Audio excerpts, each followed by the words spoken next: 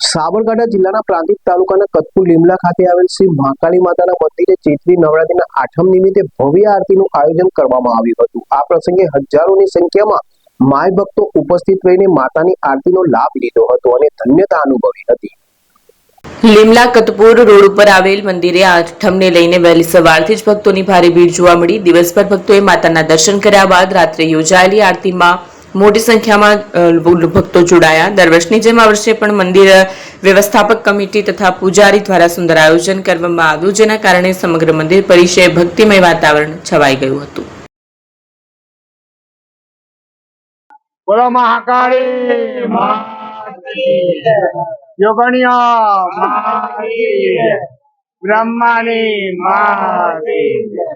મિત્રો, પહેલા તો અમે ટ્રસ્ટીજનો ગામવાળા આપ દેશ રિપોર્ટનો જેટલો આભારી માનીએ એટલા અમે ઋણી છે। કેટલાક ભાઈઓ બહેનો આ માતાજીની દંતકથા વિશે જાણવા માંગે છે, તો હું જે જાણું છું જેટલું જાણું છું એટલું જ કહીશ, વધારું નહીં। પહેલા અમારા જૂનું ગામ અહીંયા એનો વસવાટ હતો, પણ એ સમયે પ્લેગનો રોગ આવ્યો। ગામવાળા ગામજનો છોડીને ત્યાં નવું ગામ વસાયું અને મહાકાળી અહીં સ્થાયી થયા। એના આગળ પછી ચાલીએ તો અમારે વડીલોએ તો આ ગામમાં 3 મંદિર બનાવ્યો, પણ મહાકાળી માતાજીના તલાવ છોડીને આવવું નથી। એને ચારે બાજુ વાહ ફેલાવી હતી। એ વાહ ફેલાવા માતાજી આ તળાવ છોડીને આવવા તૈયાર નથી। એના પછી માતાજીએ જ્યારે મેં ડેપ્યુટી સરપંચ હતો 5 લાખનું તળાવ ગોડાયું, ત્યારે સુજલામ સુફલામ વારે 25-30 જેસીબી માટી થવી। હું ના પાડતો કે મહાકાળીનું મંદિર છે, તમે આ તળાવ મૂંગા પ્રાણીઓના પાણી પીવા માટે હું ભરવા માટે પ્રયત્ન કરું છું। એ મોટી હસ્તી હતી। મામલતદારમાં મેં અરજી કરી છે, મામલતદાર એક જ જવાબ, એના આગળ કશું બોલવાનું। પછી મારે સામાન્ય ઘર્ષણ થયું એટલે એવું કે તું તળાવમાં તને ડફરીને છે દબાઈ જઈએ, કેમ છે બધા હિંમત તારી નહીં જો કલેક્ટર પાન એક જ જવાબ।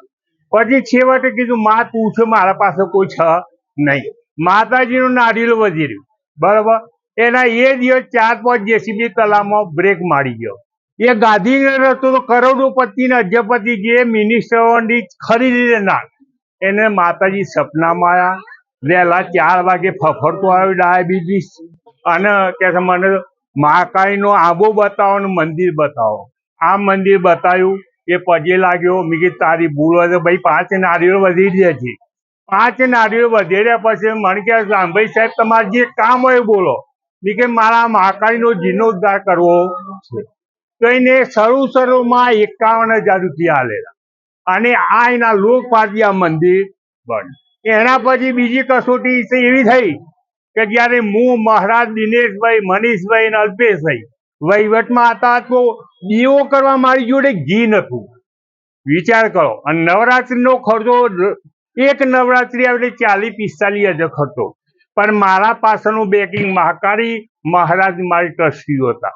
એમાં ચાલુ કરી પોતાના ખર્ચે દિનેશભાઈ, મનીષભાઈ, મહારાજનું બેકિંગ જોરદાર હતું કે મહારાજ કાકા પર બેઠા છીએ, કોઈના પણ રૂપિયો માગો નહીં સાહેબ। એમ કરતા આજે મારા મહાકાળી જોગની માતા અને બ્રહ્મા માતાજીના 7 ડબ્બા ઘી વપરાશે। કેટલું? 150 ચુંદડી આવે છે, કેટલી મહાકાળીની, પણ એ ચુંદડીની અમે વિના મૂલ્યે લોકોને, ક્ષત્રિયોનો લગ્ન હોય, શર્માનો હોય, પ્રજાપતિનો હોય, કવારનો હોય, વિના મૂલ્યે એ ચુંદડી આપી દે છે। માત્ર કાળી સાડી છે અમારે પૂનમની રાખવી પડે છે, અને એ કાળી સાડી અમારા ગામના નાયકોને આપવાની હોય છે। ચૈત્યની સાડી લીમલાના નાયકોની આપવાની હોય છે। કસોટી મારતા 6% કરે છે, પણ તમે એનો હાથ પકડો તો 1 ધક્કો ખો, 2 ધક્કો ખો, 10 ધક્કો નહીં મેળ પડે। તમારી કસોટીમાં પાર થવું પડે, તમારું મનોબળ મજબૂત હોવું જોઈએ। હિંમતની મદદ તો મદદ ખુદા, જિંદગીમાં પીછેટ ના કરતા નહીં, ગમે તેવી મુશ્કેલી આવો। આજ મારું પરિવાર, મારા ટ્રસ્ટીઓ ભાઈઓ જે ઉજળા છે એના પ્રતાપે એને આપણો હાથ પકડ્યો છે, ત્યારે એની પરિસ્થિતિ ગમે તે પડે એને ભૂલવા તૈયાર। આ બંડાલો 3 વખત તૂટ્યો, પણ તાકાત છે કે પગથિયાની નીચે લઈ જાય, 1 રૂપિયો ના લેવાય ના બુજે। આ જે લોકફાળાથી બની છે, પાણીની પરબ, 15 લાખની રૂમ, આ મહારાજ રોજ નિત્ય 3 કિલો દાણા નાખે। પેલી બાજુ ગાયનો અવારો છે, પણ એ બધું લોકભારતી ચાલે છે. અમારી મહાકાળીનું કહેવું એવું છે, અને આ ટ્રસ્ટીઓ અને મેઇન મહારાજ મયંકભાઈ, અમે કોઈના પાસે લોબો હાથ કરતા નથી. મહાકાળે કીધું છે કે બેટા તમે વહીવટ શુદ્ધ કરો, આપવાવાળી હું બેઠી છું. ત્યારે અમે કોઈને મહારાજ કે મારા ટ્રસ્ટી ભાઈઓ મનીષભાઈ, લાલભાઈ, દિલીપભાઈ કોઈને રૂપિયો માગતા નથી. એના મતે આવી રીતે ચાલી જાય છે. આજ સુધી માગ્યો નથી. બીજું, તમે રવિવારે મંગળવારે પુણેમાં કમાલપુર, સુરત, અમદાવાદથી ગાડીઓ આવે છે, પણ માં એના વચને બંધેજી છીએ તો તું જેવો મારા દર્શન કરવા આવ્યો તને પાછો ઘેર પકડવાની જવાબદારી મારી. આ મહાકાળીનું વચન.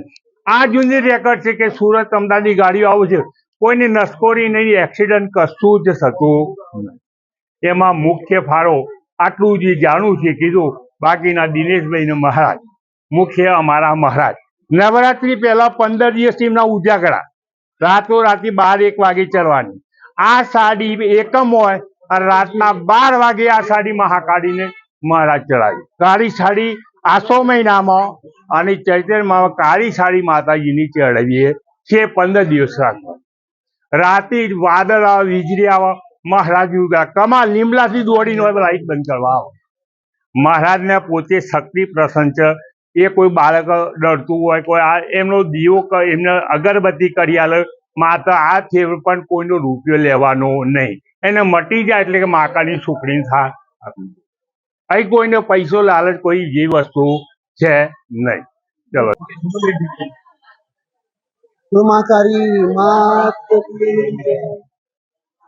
લીમલા કતપુર રોડ પર મહાકાળી માનું મંદિર આવેલું છે, અને આજે ચૈત્ર સુદ આઠમની આરતી હોય છે. અહીંયા આરતીના લીમલા, કતપુર, પ્રાંતિજ આજુબાજુના બધા ગામડાના લોકો લાભ લેતા હોય છે અને લાભ લઈને ધન્યતા પ્રાપ્ત કરતા હોય છે. આજે રામનવમીના દિવસે રામનવમીનો દિવસ છે.